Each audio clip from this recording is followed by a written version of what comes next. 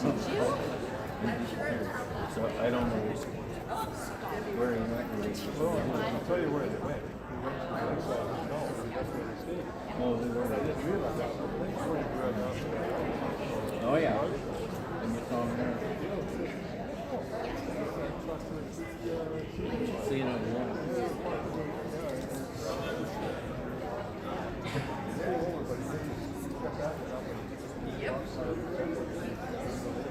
Well, it's a very short wheel piece, and it doesn't take anything for the machine to go cycling. Yeah. So the two things, the two gears, one is the ball in the front, and the screws like this. Or Do you want to hit that down that way? yep. Section place in. You do this backwards. You know, like almost a regular gear. And then it'll still pivot on the place the counter's out. But and of course, the other thing also is that Get used to it by now. regular wheels in the front, he couldn't see it. It's right up, it's right behind him. So by the time he would see it's gone wrong, he would, the trailer was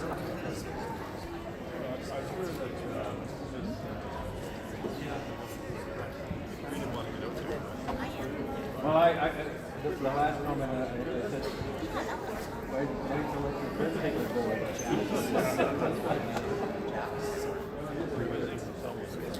Yeah, I guess it looked quite new to me.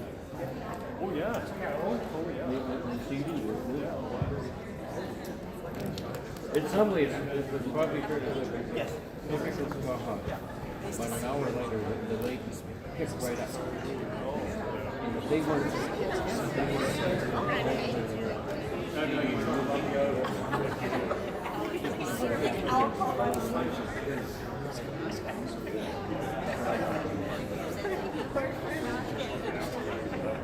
Well, we can do a lot of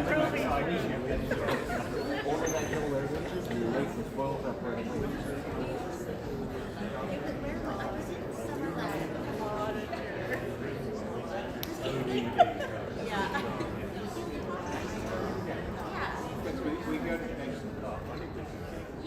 Thanks for helping out. No, I went down there. I'm not very good at backing up myself, so I couldn't do it. I knew the problem. And then the other end is probably not. If you want fun, you want to try out. You just can't. Don't get involved and try out.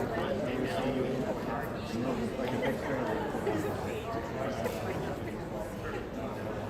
But you end up interacting with scrubbing the tires. It's still just as good. Well, we might be over sometime during the long weekend. Yeah, Yeah, do that.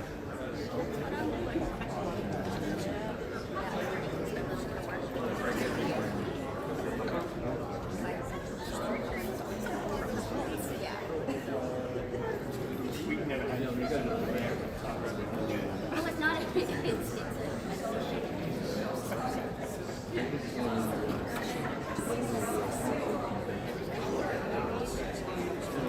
Why I recognize it, remember I told you there was a little guy that involved in the Swallow Park. He was one of the guys.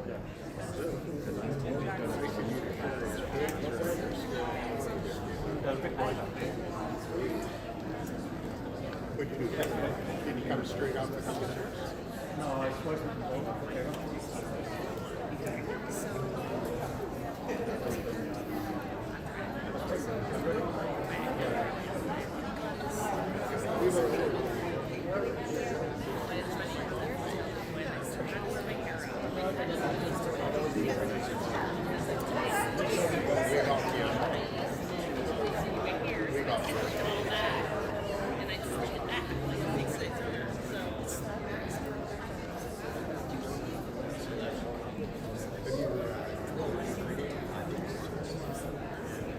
Yeah.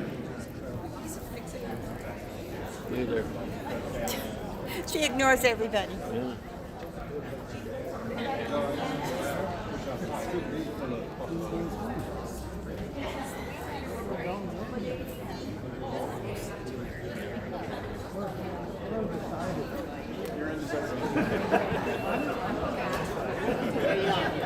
Follow the leader.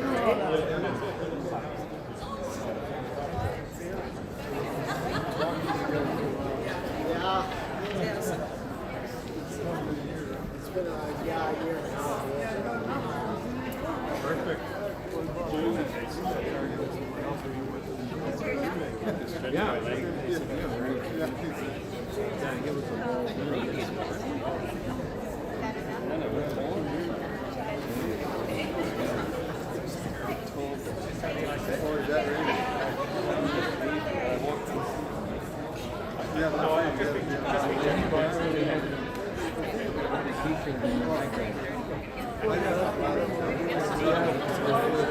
Or it's my brother and my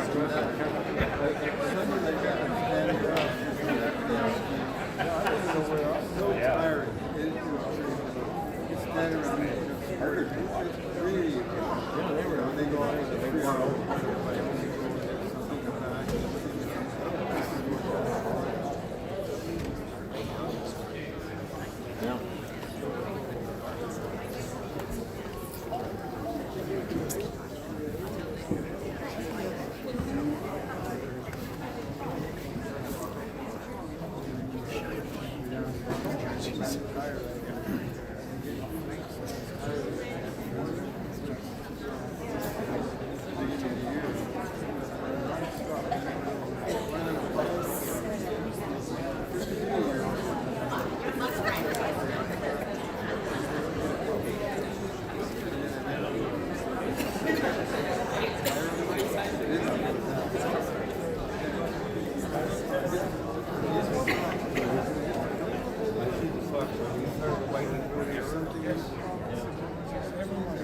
Everyone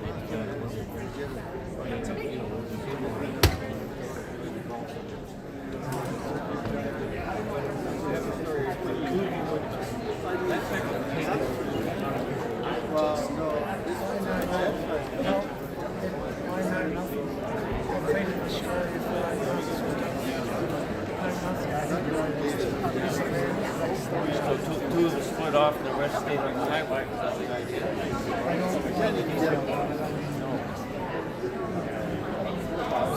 Yeah, I know some of the guys. I wonder if this did they keep the rights to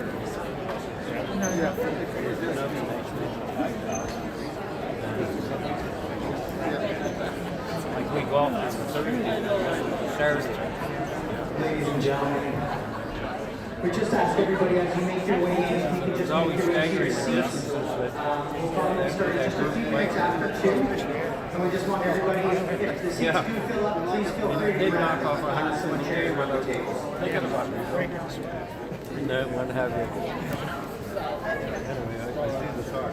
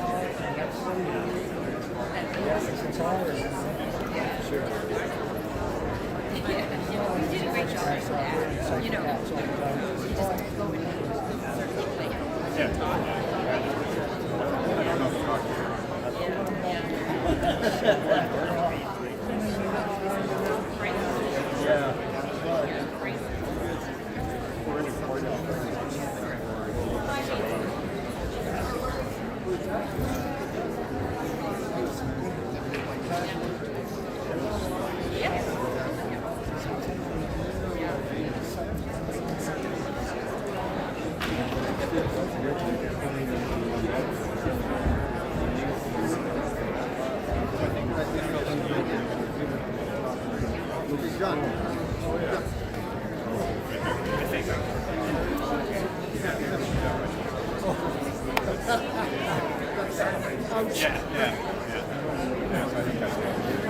Well, you know, you gotta quit riding off the road all the time.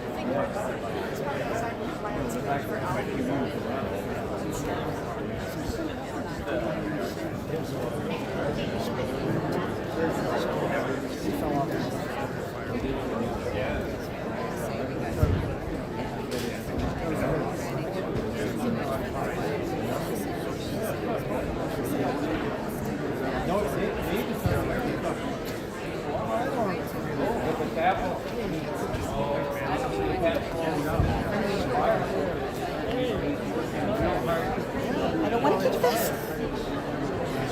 Just got my Kit Kat.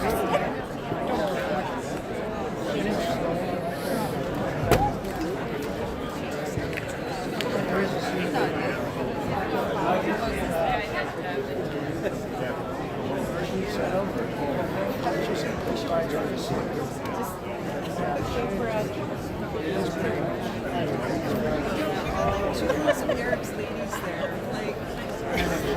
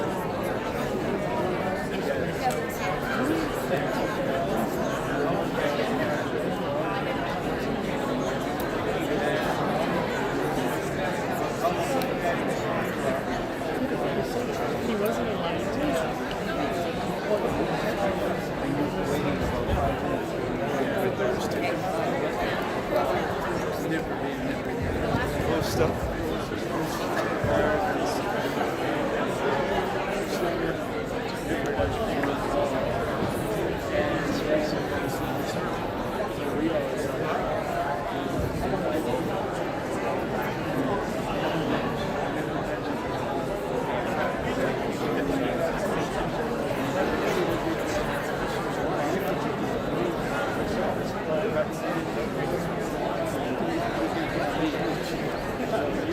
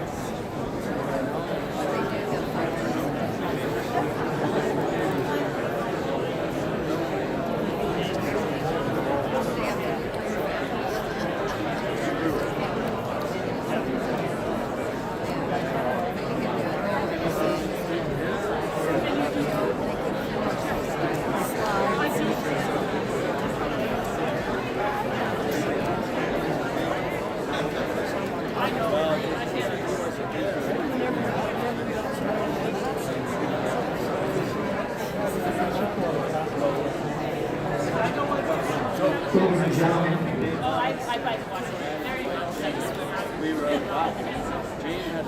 ladies and gentlemen, on behalf of the family, we'd just like to thank everybody for their attendance today.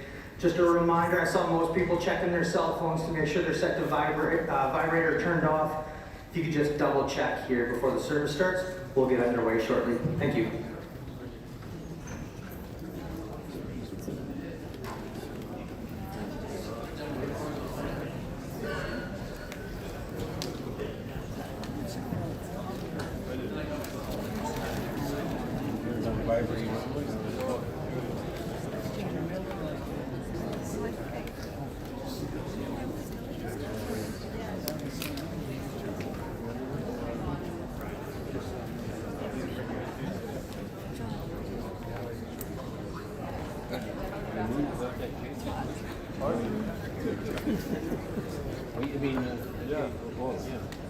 You got a big new one. This is one of the reasons also for the 14. You can't put them in a cage. So you can run around with this phone in your hand.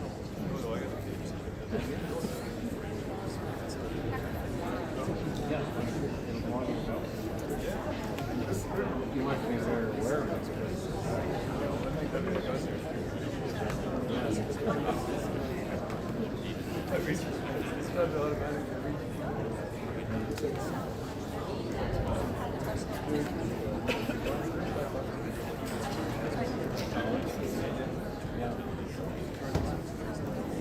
And you know, well, somebody said that these things vary from like $60 to $90. But you can get a case now.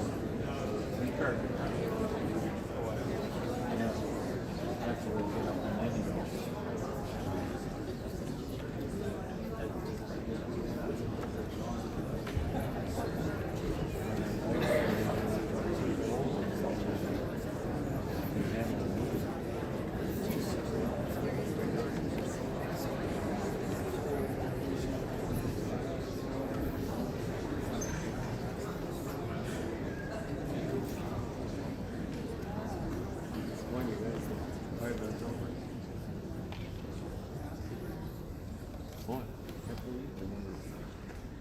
Hello, everyone.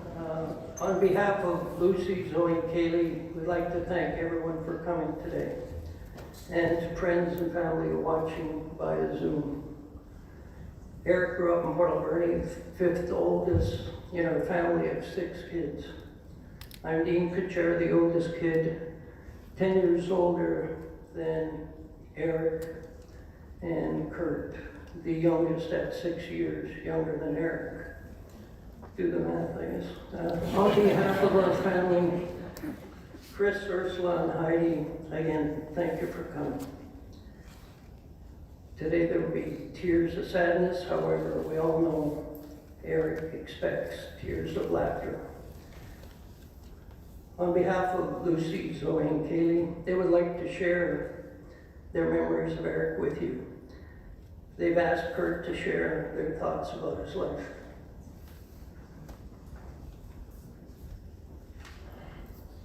Eric and Lucy met through work and started dating in the summer of 1988. They bought their first home together in Oliver in 1990 and got married the following year. In December 1993, their first daughter, Zoe, was born. To take a new job, they moved to Karamias in 1995 and had their second daughter, Kaylee, the next year. In Karamias, they met their neighbors and lifelong friends, Will and Randy Lindsay, and Eric joined the volunteer fire department. Even after moving to Penticton in 2000, Eric continued to be the bookkeeper for the Karamias Fire Department. Eric held multiple positions at Valley First Credit Union over the years. He retired in 2009 at 49 and made us all very envious. After many years of playing squash and other sports, Eric's needs were shot, so he decided to get into biking. Eric was an incredible husband, father, son, brother, and friend. He cared deeply for his family, near and far, chosen or otherwise. He made friends wherever he went, and he did his best to keep in touch. His kindness and dedication extended to the communities he was part of, from the Penticton biking community, to the V's Hockey, to the Canadian Cancer Society, and to the Sick Kids Foundation. He made sure the people he cared about had everything they needed. He was always willing to lend a hand. For any tricky problem, you needn't worry. If you had Eric there on the case, he'd figure it out and get it done, eventually. We will always remember Eric for his infectious laugh, his childlike enthusiasm to take on any challenge, and his love for every person in his life. And that's from Lucy, Zoe, and Kate.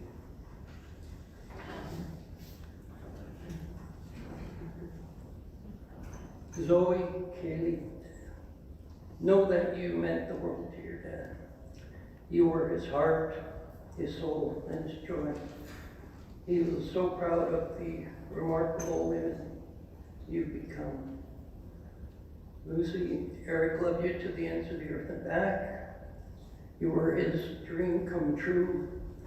You're the reason behind his laughter and his smile. He gave you his heart completely. The best of Eric is because of you. Because of our careers, Eric and I were transferred around BC. Our families never lived in the same cities. We both liked golf, went on golf holidays down south, and we went to the US Open golf tournament together.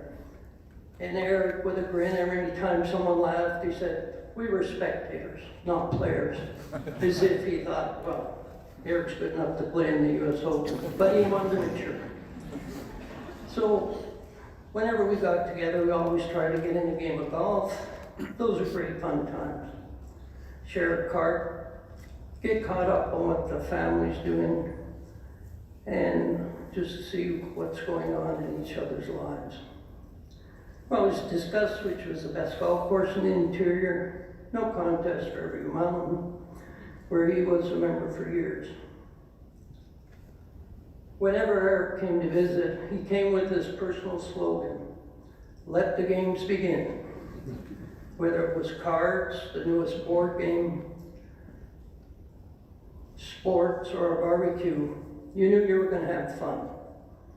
He was like a mischievous elf, poking fun, trying to provoke a reaction from you, mainly at his expense, and always in the spirit of fun and friendship.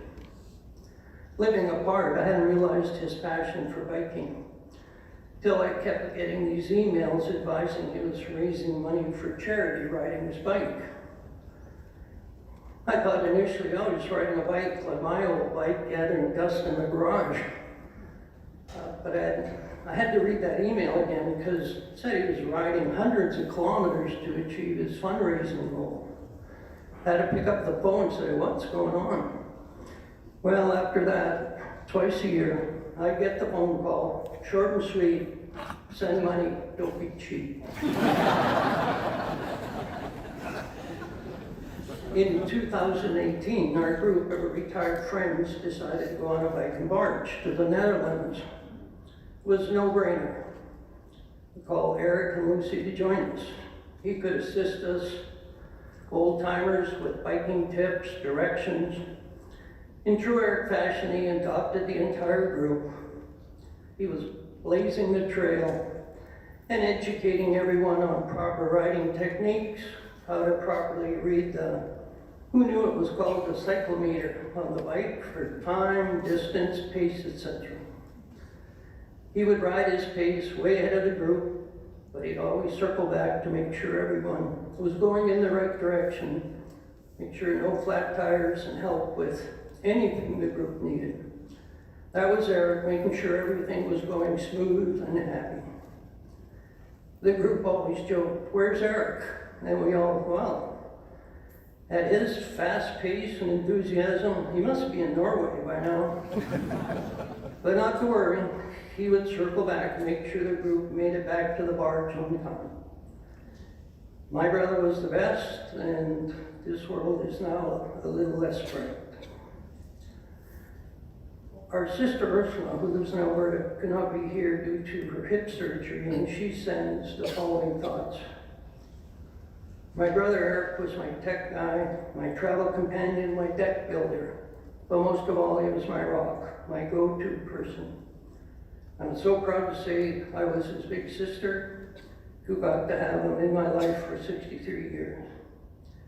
His love for people was truly undeniable. He was simply the best.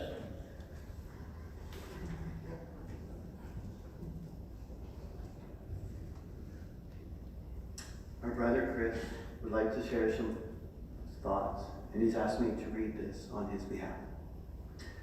Elizabeth, Joel, Stephanie, and I were saddened to hear my brother-in-law and uncle had passed away unexpectedly. Nothing can prepare an oldest brother to have their youngest brother leave us in the prime of his life. My heart is filled with sorrow for Lucy, Zoe, and Kaylee. Eric reminded me of our dad and his zest to contribute to his community and to be in service and helping others whenever the opportunity arose. It is a wonderful legacy for any man to achieve. Thank you, Eric, for your service to others.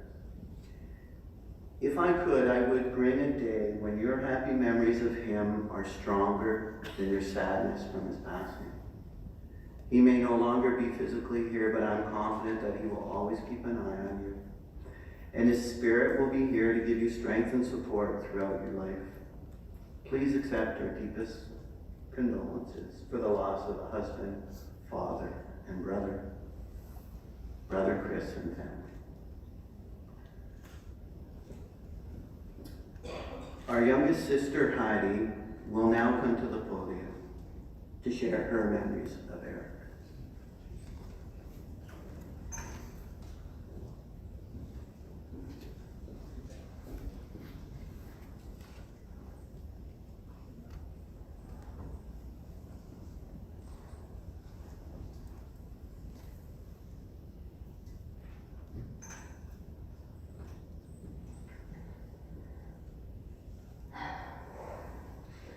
Thank you, Dean and Kurt.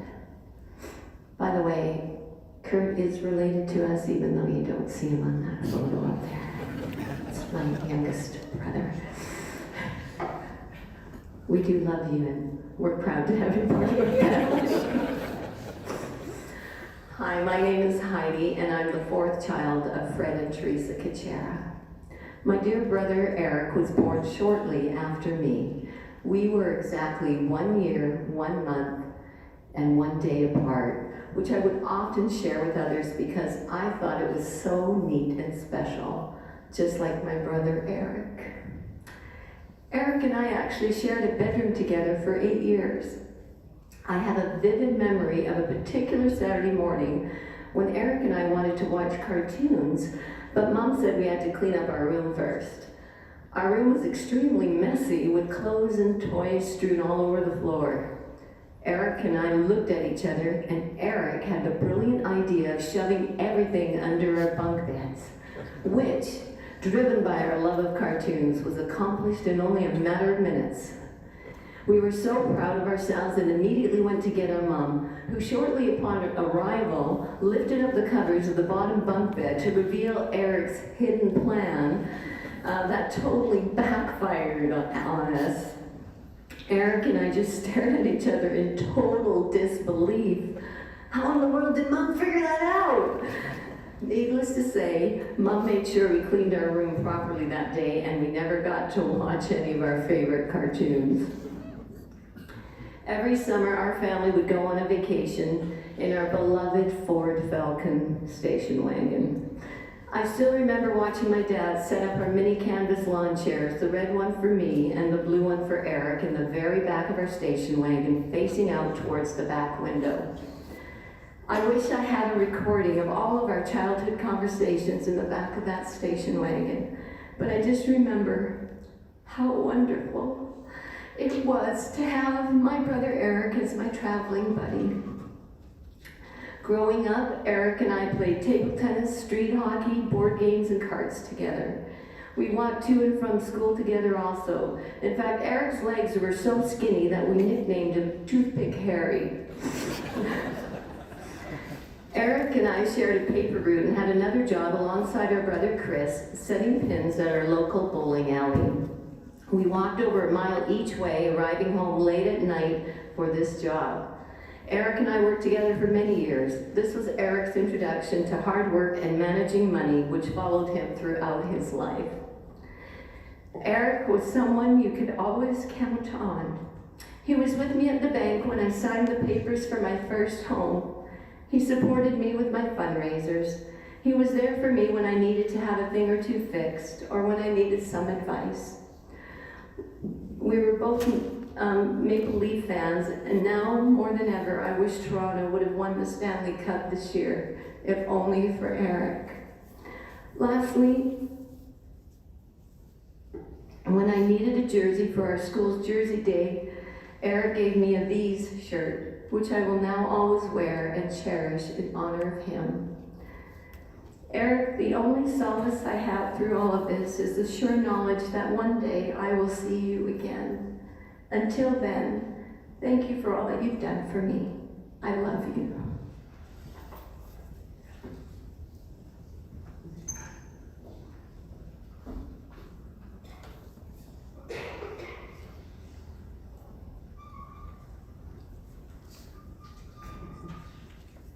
I would also like to share some thoughts about my brother. Eric was my oldest brother by 6 years. When I was 10, I idolized him. Eric seemed to know everything and could do everything. He was my $6 million man. Faster, stronger, better. Perhaps I became a teacher because of him. He taught me so many lessons. If you wanted to start a fire in the fireplace, use gasoline. Not only would the wood catch on fire, but so would your parents' carpet. When shoveling the snow on the roof, Eric knew the easiest and fastest way to get down, right through the flimsy patio roof.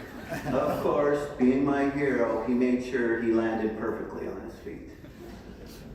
Eric didn't use many words to express his emotions. When our grandfather Opie died, he said, "Let's go downstairs and play table tennis." Before we started, he said, "This game is for Opie." Eric was a hockey goalie with fast reflexes. Dad and Eric were loyal Toronto Leafs fans. Year after year, when the entire family was yelling in vain for Toronto to win, Mom would calmly remind us all, "It's just a game." Yes, that's the most important lesson I learned about life, was from Eric. I became a Canucks fan. When Eric retired, we had more time to reconnect. Eric visited us in Castlegar. Yuri made Eric her hot pepper jelly, but no matter how hard she tried, nothing was ever too spicy for Eric. That's kind of how he lived his life. I took him to the Columbia River to show him how I fished from the shore. Finally, I would prove to my older brother that he was no longer the best at everything. He made 2 casts and immediately caught 2 rainbow trout. He turned to me and said, "Wow, that was easy, 2 fish in 5 minutes. How often does that happen to you, Kurt?" "Never," I replied.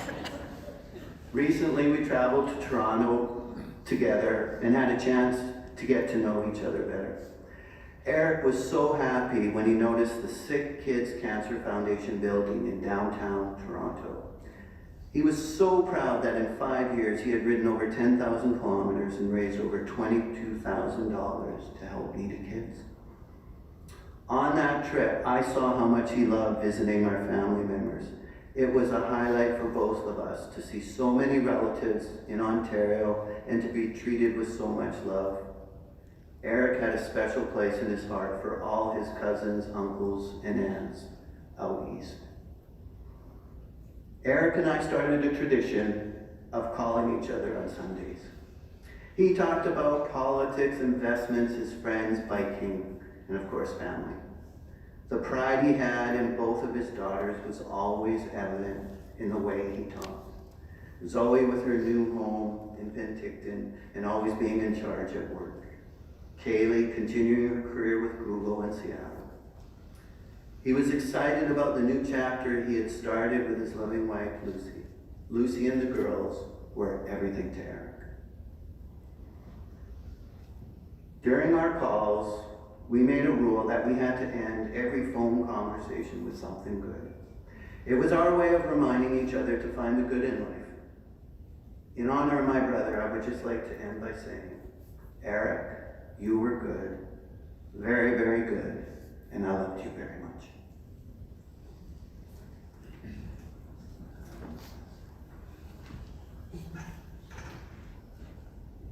Our cousin Peter, who traveled here to be with us with his wife Barb from Ontario, was one of our cousins that Kurt just spoke about. Just going to ask Peter to come up and share some of his thoughts from back east and with Eric.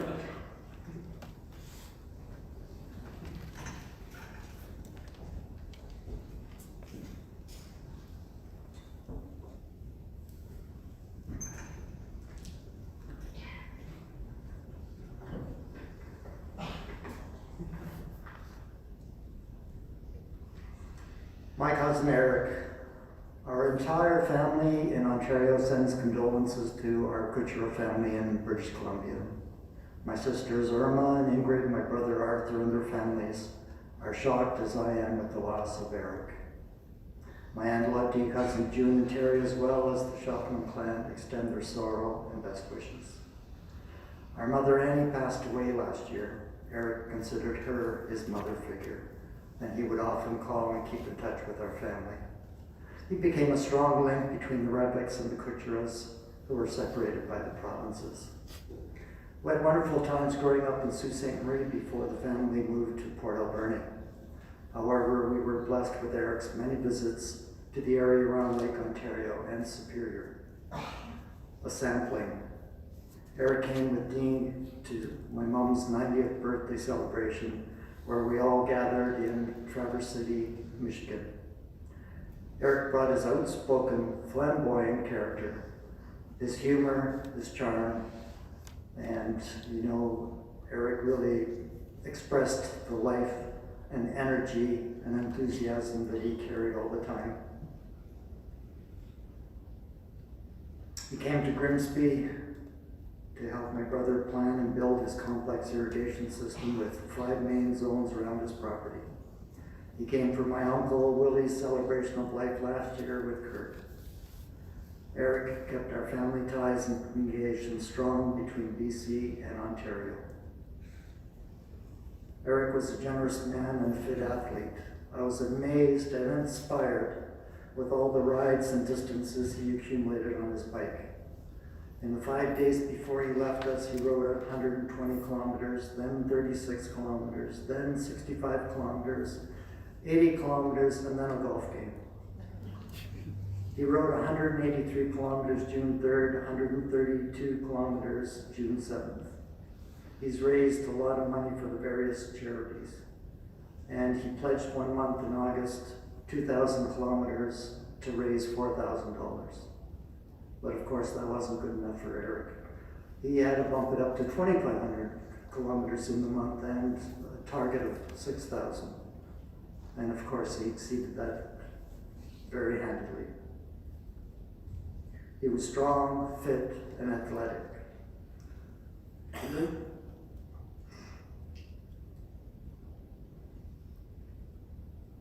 To Lucy, Zoe, and Kaylee, he has left us much too early.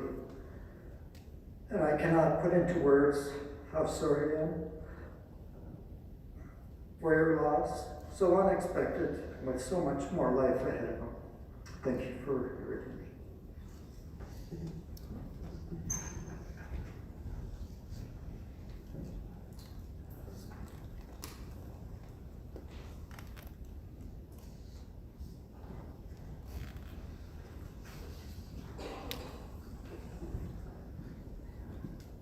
Dear friends, Lucy and Eric were blessed to have so many wonderful friends, some who became family by choice.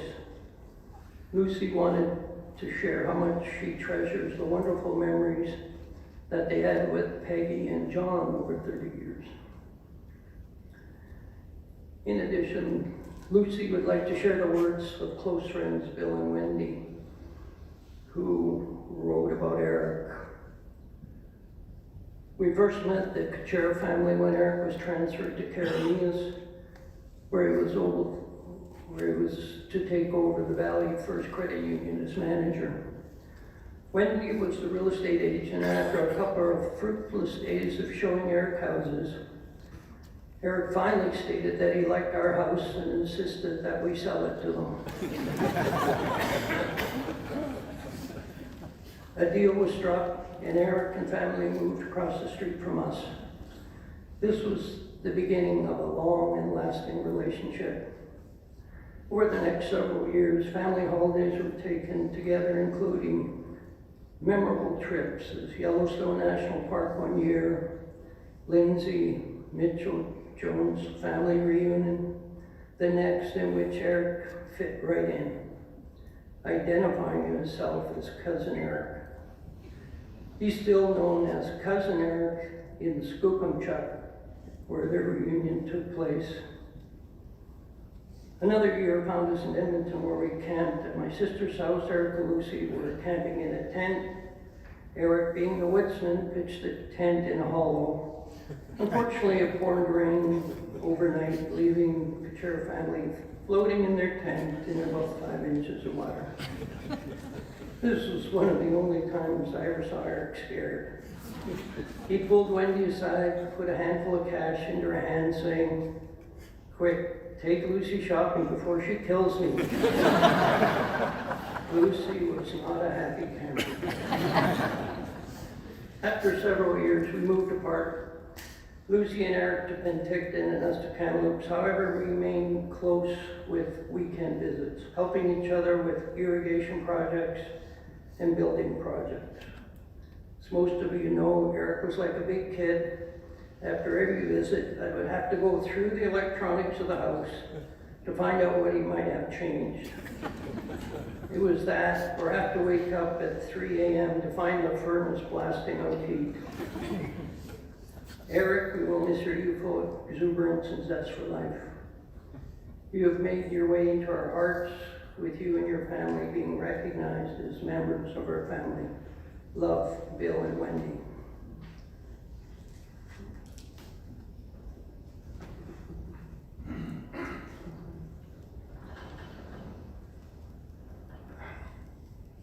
Sorry, I need to take a minute. I didn't realize that Skookumchuck was a real place.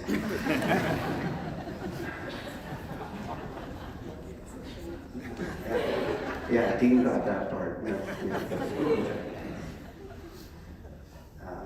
Eric was a loyal friend. He kept in touch with many of his childhood friends. They called themselves the Group of Seven. They were very, very dear to Eric. Talking on behalf of Eric's friends will be longtime friend Moreno Stefani. So if Moreno could come up.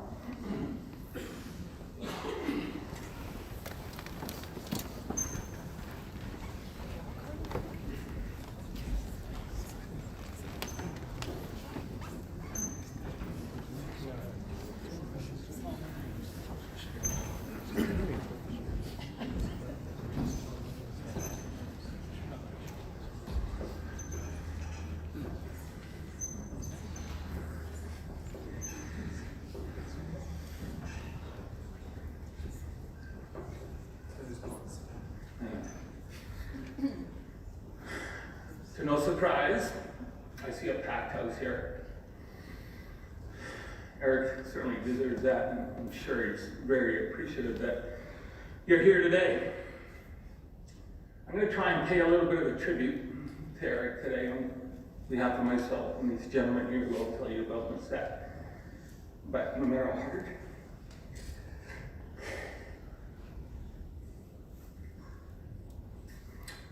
no matter how hard I try to do this, it's never going to be good enough for Eric, because he he's that good. But I will tell you this, I gave it my 100% here. So let's start with what I wrote. Hello, my name is Moreno Stefani, and I've had the pleasure of knowing Eric, aka Cooch, for pretty much my whole life. So too have the gentlemen behind me. We actually all grew up together in the town of Port Alberni. We maintained a very close relationship, which included Cooch, that has stretched over 55 years. With a name like Cooch, he had to have had friends with funny names too. So ladies and gentlemen, meet Yak, Nige, Boney, Halston, Farm, Felling, BJ, Pole, Lau, and myself, Stow. I know it sounds like a bloody petting zoo. But we're all best buds. With Cooch, it was an unconditional relationship that has proven here has withstood the test of time. We like to refer to ourselves as the Group of Seven, a name coined by ourselves before a trip to the UK in 2010. The trip to Europe was to celebrate our friendship and the turning of the tender age of 50. No surprise, Cooch, who was a last-minute call-up for the trip, came off the bench and in typical fashion was the MVP of the trip. He was always the last to bed at night, staying up to socialize with us all, and of course, to make us laugh. Then he would be the first one up in the morning, putting the pot of coffee on and organizing the hundreds of pics that were taken from the day before. Then, at the end of the trip, he composed a video for us all as a keepsake, so we can remember this epic trip for the rest of our lives. Again, another example of how he's always doing things unconditionally to make others happy. I think that will be the theme all day long. All of the fellas behind me wanted to speak today, every one of them. They had a very close relationship with Cooch and wanted to speak about him in their own words. They have bestowed me with the honor of doing that on their behalf, so others here could also have time to speak. We all lost a great friend, and I thank them and the KUTSCHERA family for the opportunity to talk today. Lucy, his beloved wife, grants us the opportunity to say a few words. She asked us to keep it light and somewhat humorous if we could. She said, perhaps he can tell some funny Cooch stories.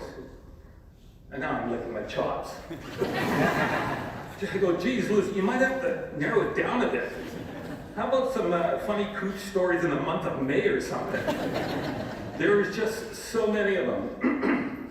So I managed to come up with a few that in our minds were symbolic of Cooch and appropriate for today. Let's be honest, Cooch was a lot of good things. And I do say this with the utmost of respect. Seriously, the utmost respect. He was a bit of a goof. He had that look. You all know that look. The one that we all just loved, and that infamous loud laugh that only made us laugh just as hard. He was a kid in a man's body right to the day he left us. So I have 3 short stories that might sum him up.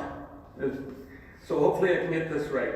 So it was one of those summers that we all went back to Port Alberni, and there was a place we went to out at the lake.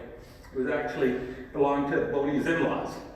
And if you can paint the picture, beautiful lake, house, grass space, and this wharf. And this wharf was basically, had some logs parallel to it for a future expansion. So they were just floating logs next to this wonderful wharf. We used to hang out on the wharf and we'd have some refreshments and some talks, and we'd go swimming and stuff. And anyways, me and Boney had to go back up to the house, probably to get something to drink. And some chips, probably. And so we get to the top of by the house, and we went, where's Cooch? And Cooch was down below. And this is the image we saw.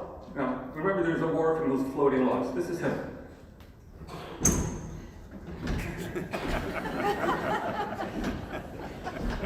And then he goes, like, he's by himself. Right? And I go to Bonnie, what's Cooch doing? Bonnie goes, I think he's playing on the logs. So here's this 30-year-old man having the time of his life. Again, a kid in a man's body, right there. Story 2. I call this one Cooch Lodge. So some of the boys behind me here own this beautiful place off the coast of Tofino in this private cove. I'll let them tell you about it when you see them later, but just this most gorgeous float house. And we go there every September to gather and have some laughs and camaraderie and do some fishing, of course.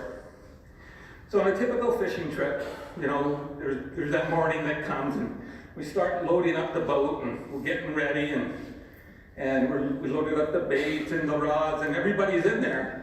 And in typical boating protocol, the last person has to push us off and launch us, and then he gets on. So in this case, it was Cooch, who's the last person. Okay, Cooch, hey, we're ready to go. And he gives us a push, you know, and we're starting to float out and slowly move forward. And then I'm going, where's Cooch? He's not in the boat, he's not in the wharf, and all you see is this.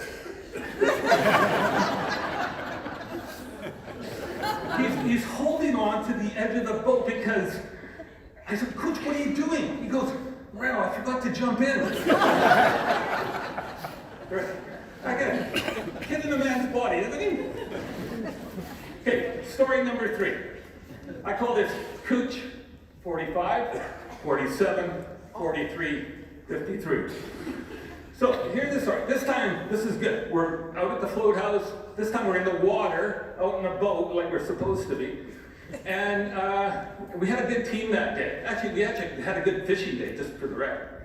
Anyways, the team consisted of Yak, champion boatsman and fisherman. It was actually his boat. Then you had Farm in the back. He was in the back fixing all the lines, bait, changing the hooks and whatever fishermen do, because I'm not really that good of a fisherman. And for that reason, being the greenhorn that I am, I was the net guy. So if there was a fish, call the net guy. So, and then that left Cooch.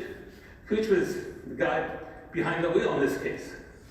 And one of the jobs of the guy behind the wheel is to call out the depth off the depth sounder.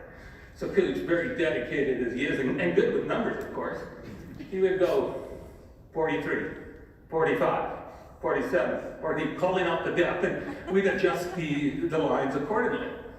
And he was very serious about his job, very committed. Anyways, our experienced boatsman, Yak, decides to get out on the edge of the boat, and all of a sudden, he slips, and he's going down. He's going to the ocean, but at the last minute, he grabs onto the railing. Remember this? Anyways, so we've got a situation here. Farm jumps up and goes to try and help him. Net guy, me, I grab the net, just in case. And there's a little bit of chaos in the back. But Eric, 45. 47.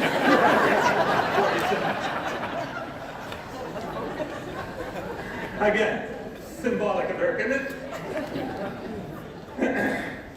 The group of 7 reminded me of the tennis rivalry Cooch and I had. In our mid-20s and early 30s, we'd all go back to Port Alberni to visit our families. The boys would all come, wherever they were, living in BC at the time, and we would all meet in the city we were born in. The group was tight, so it was not even planned or announced. We just all did it. Anyways, Cooch and I would always arrange a tennis match. It was fierce, it was intense, it was competitive, and hard fought. But to be honest, not very good tennis. But tennis and a rivalry nonetheless. Later on that night, when we all met for beers with the boys, they would ask who won. And I would have to say, Cooch. Actually, I may have said that bastard Cooch. What the boys did not realize of this is so-called rivalry was that Cooch won every time. The boys did not know this because Cooch never said a thing. He was just that humble. He was one of the most inspirational people we knew. As some of the cycling buddies would concur, Cooch's passion was riding the bike. He would share some incredible stats about his rides that were beyond what his average dudes could comprehend. The long 120-kilometer rides that he did readily, at a pace, I may add, to his Fondo racing, to riding for charity. Even his recovery rides were mind-boggling. It's what he did. What it did for us was inspire us to get up and do something. Get active and make a difference to our bodies and our health. There were guys in the group behind me that went out and bought a bike, joined the gym, or started an exercise program because of Cooch. So is it not a tragedy and extremely ironic that the cycling that cut his life short is going to help us live longer? Again, a priceless gift that Cooch left for us unconditionally. We all have heartfelt words for Cooch and all the things that he's done for that he did for others. There was no better summarize than what the guys back here have had to say. And I'll give you some example. This is what Farm said. Cooch was the MVP of our Europe trip. He never asked for anything other than a donation for Sick for the Kids, what he was riding for once a year. He would show up for anyone that needed him. He offered financial advice to anyone that wanted it. He did irrigation planning, website design. He watched our kids play sports. He was a volunteer timekeeper for the Bees for years and a volunteer fireman in Oliver. He was there for us all. Felling, he says, Cooch became a fabric of our lives. No matter what we did and where we were, Cooch was part of our DNA. That will continue for the rest of our lives. Boney said, Cooch was always a team player, both in sports and in life.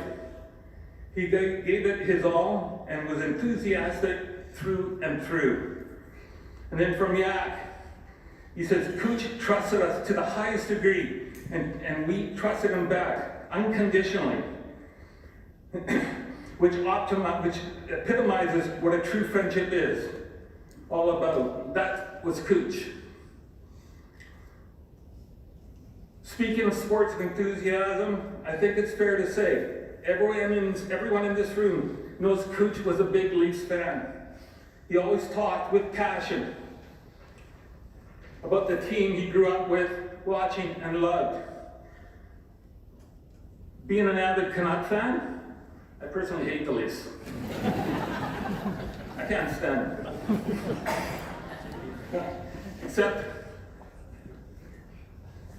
for today.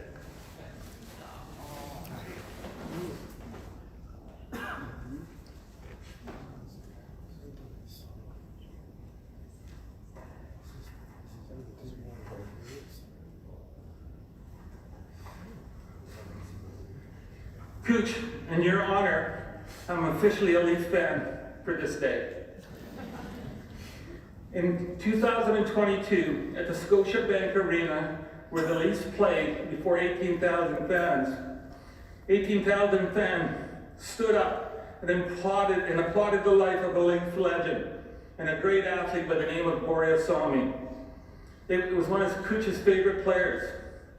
Cooch would lead the group chat talks about what a great player he was and how indeed he was a true legend.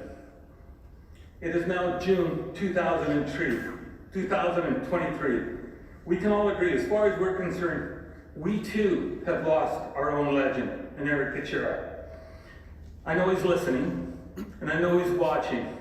So let's all stand and give this man the ovation he deserves.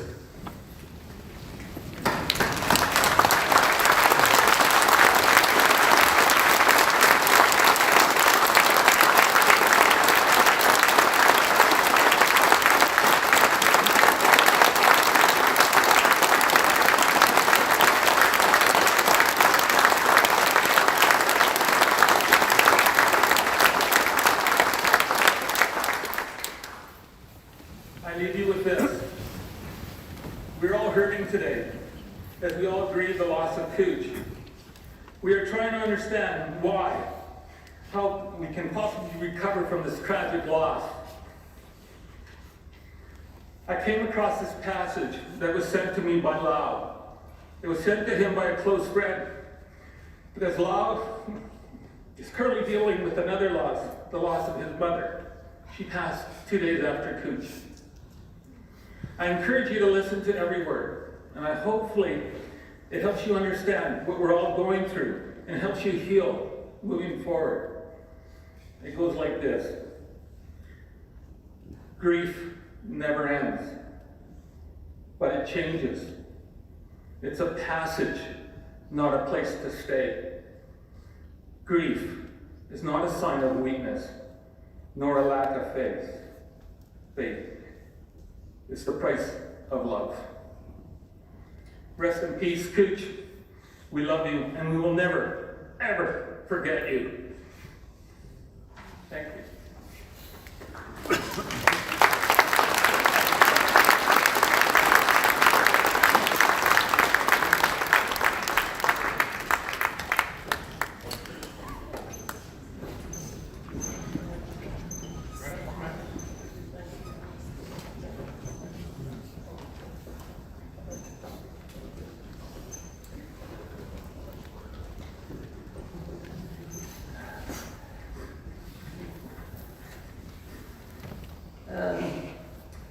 For those who would like to share some thoughts about Eric, please come to the podium now. I know Gary has some words about the charity and that. Gary.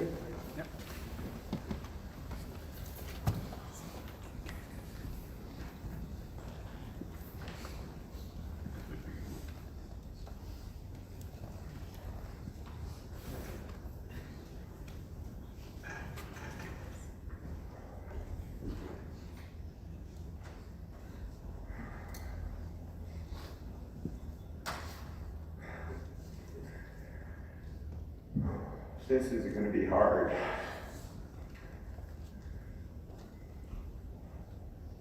What a beautiful tribute to Eric. I'm sorry I'm so emotional, but that's the way it is.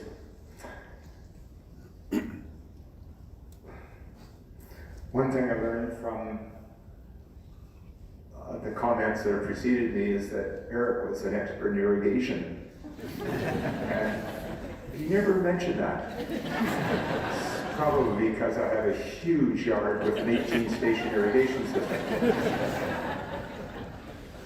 Eric was one of our constant, consistent, and regular members of our cycling group here in Penticton.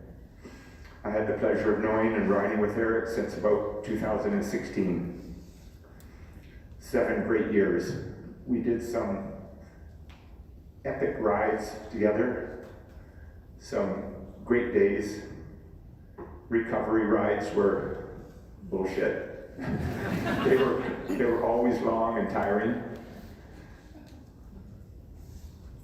We did one ride, 5 of us with Eric, and this is the longest ride I've ever done in one day. 322 kilometers. Those are epic. And that's what binds people together. I'll speak about Eric's cycling accomplishments and his favorite charity. Eric was the epitome of an avid cyclist. He was motivated to get fitter, improve his cycling, improve his skills in bike handling. And he did so with energy and enthusiasm. In short, he was an addict. In 2022, and some of these figures have been mentioned, not this one though, last year, Eric logged 22,000 kilometers in the calendar year.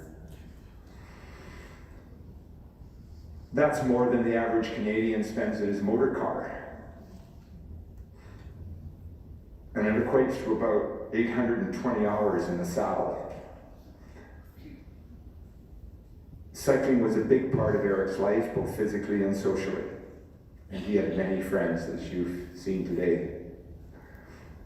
Eric's favorite charity Since 2018, Eric participated in a nationwide annual cycling event to raise funds in support of kids with cancer. The event is called the Great Cycling Challenge and is mentioned by, I think one of his brothers. He raised $22,000 for the Sick Kids Foundation in those 5 years. Over on the table to my right, there's a poster like this, which is Eric's page if you went to the online to the Kids Foundation Great Cycle Challenge, because that event's continuing. And starting this year, his local cycling buddies are going to participate in the Great Cycle Challenge, not as individuals, but in memory of Eric KUTSCHERA. We will be honoring Eric by continuing his legacy, and I encourage all of you that knew and loved Eric, his friends and neighbors and business associates, to support the Sick Kids Foundation in memory of Eric KUTSCHERA. One final comment. I wish to recognize two of Eric's friends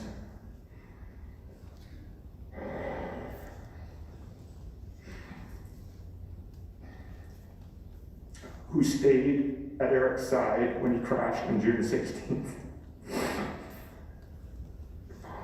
For 90 long minutes, they did all they possibly could to render assistance to their fallen buddy. This had to be a very traumatic experience for both of them. I'm confident Eric appreciated not being alone on that trail, and his family can take some comfort in knowing Eric was not on his own way out there. Thank you, Rob and Todd.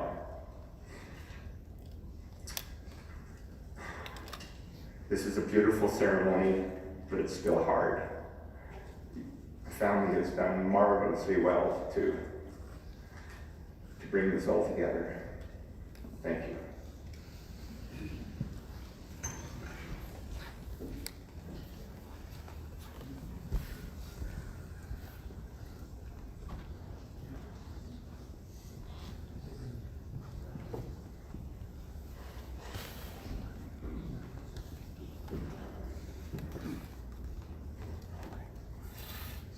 I'm Bruce. I'm a cycling buddy of Eric's. Toothpick Harry, was that the nickname? Man, I wish I knew that. Chicken legs, what Eric used to call me. He'd say, how do you even stand on those chicken legs? And of course, being Eric, he didn't say it quietly, right? Everybody could hear it, so I wish I knew about Toothpick Harry. And he used to always talk about his buddies going on the fishing trips, and he'd be talking in advance, and he'd be telling what he was going to cook and what you guys were going to do. And then afterwards, he'd be sitting there, I'd be in a deep discussion with Gary about world politics and stuff like that. And then that kid in the man's body. Hey Bruce, look, this is what I cooked for the guys Friday night. They loved it. They loved all of it. Look at this. Okay, fine. So, no, I've got a lot of pages here, but I write really big, so hour and a half, 2 hours long.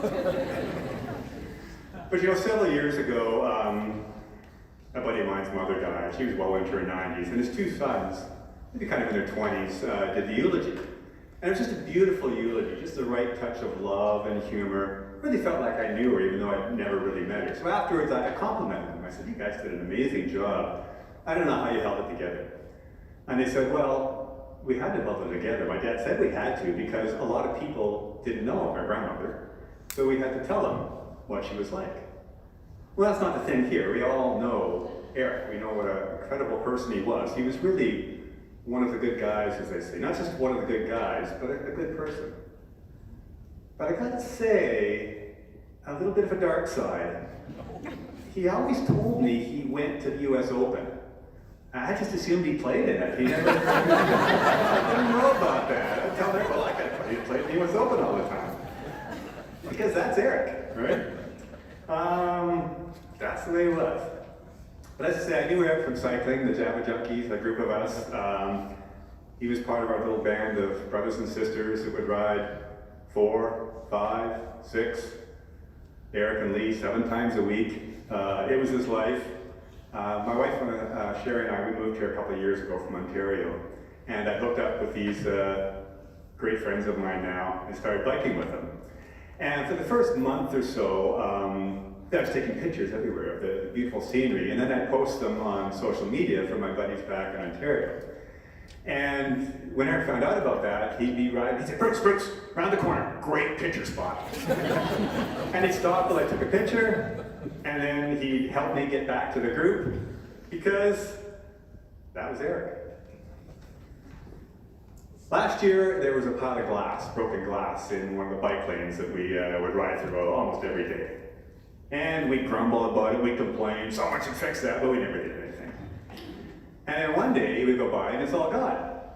Well, Andrew and Eric had gone there, borrowed a broom from the guy in the variety store there, and cleaned up the glass.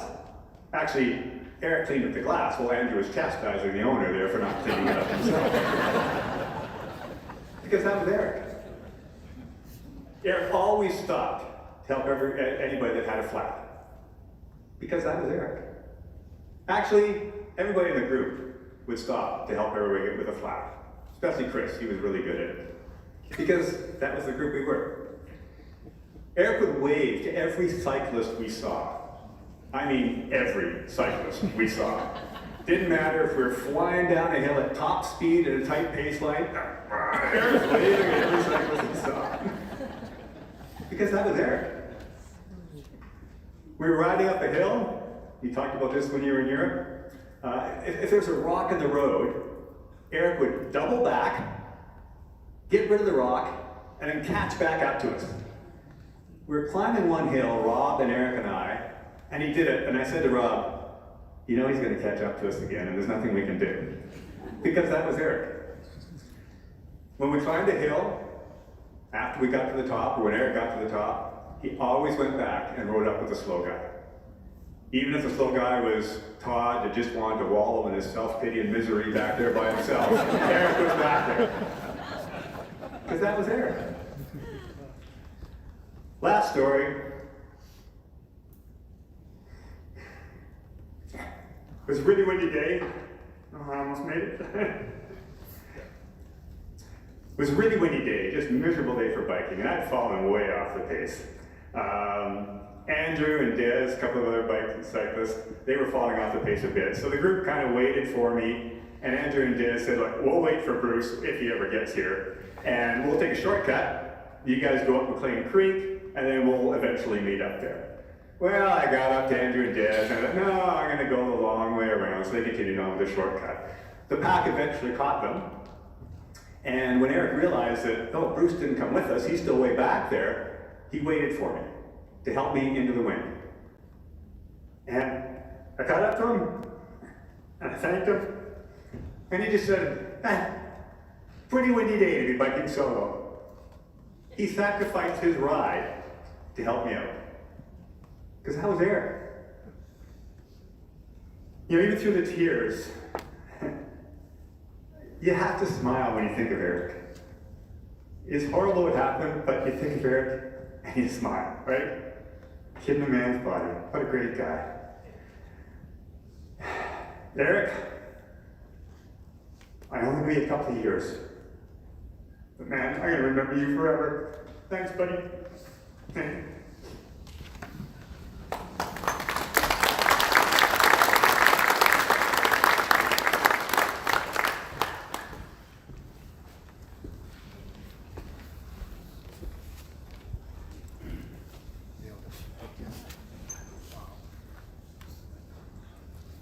Listening to all those wonderful stories, maybe Eric's finest attribute was to surround himself with so many wonderful people.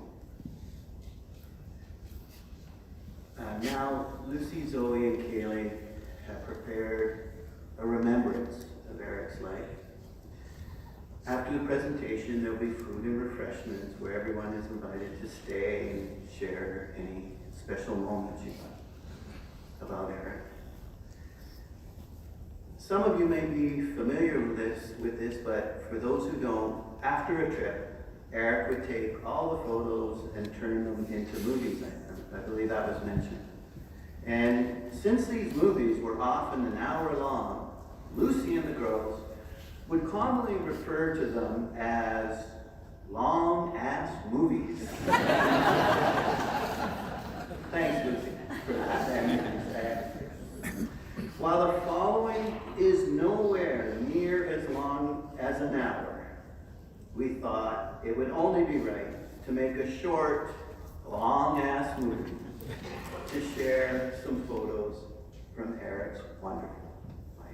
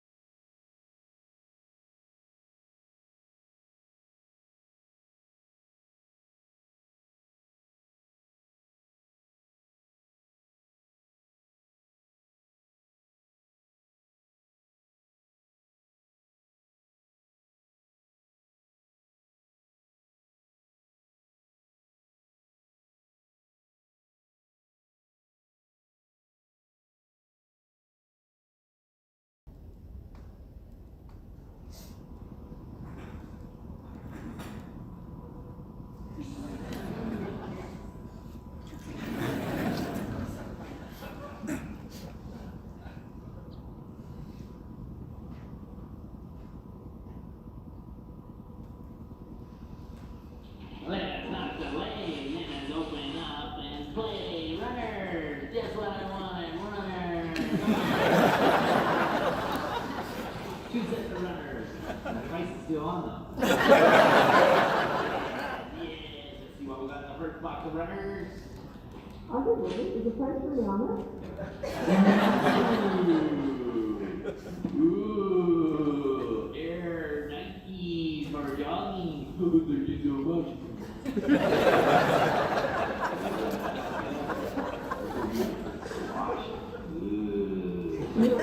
much.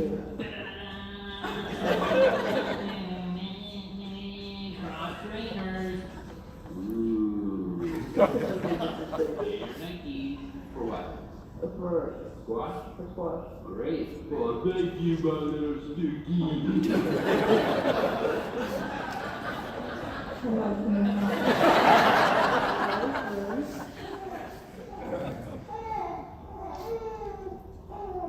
And it's very late at night and she should be in bed, but Daddy went to play with her. There you go. Sit up and You like sitting up, don't you? Yeah. You like sitting up. Say hi. Say hi to everybody. Over there. Zoe, Zoe. Okay, we're gonna put you down now. Okay, put you down now. No, you don't want to go down. I don't want to go down. Okay, we're gonna put you down now. We're gonna put you down. No, I don't want to go down. Okay, now you have to go down. Okay, here we go. Here you go down. No, down.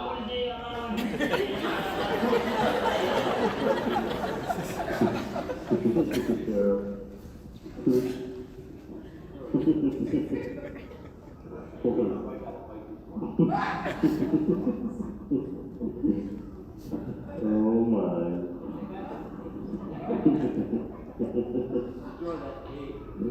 You better be careful.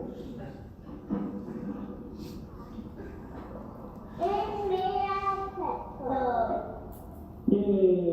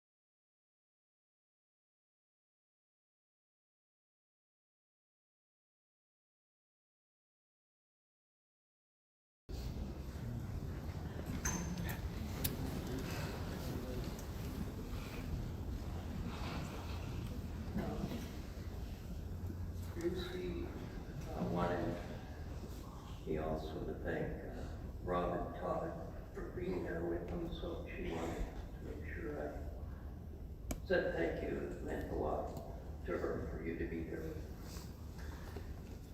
Eric touched so many lives. Lucy, Zoe, Kaylee, and Eric's entire family would like to thank all of you for coming to celebrate his life. We would like to remind you of the guest book for the people to sign. Those who'd like to make a donation to Eric's charity, there's a QR scan code, whatever that is, next to the Everyone is invited to stay for refreshments and food and to share the most many stories you have of Eric. Thank you once again for attending this celebration of Eric's life. Thank you.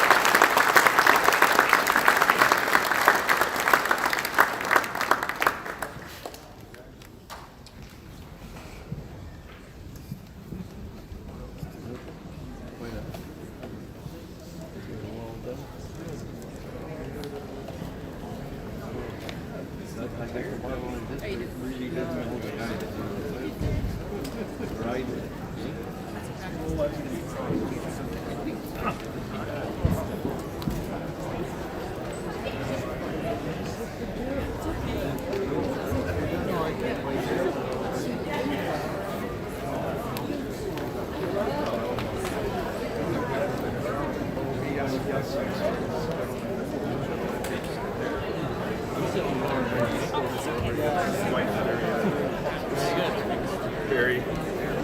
Well, a very close friend of mine, I don't know if the name Jakes means anything.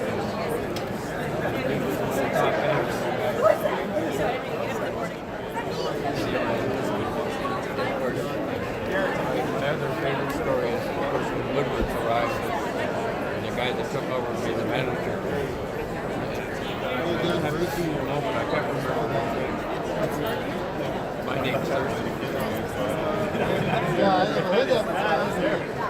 That's the last time Bob I'm trying to remember. He was a real person, but he turned that store around. It became one of the top stores. And of course, one of the two things he did, he put the marine department in, and his daughter was into horse racing, so he put in a whole lineup of everything to do with the horse industry.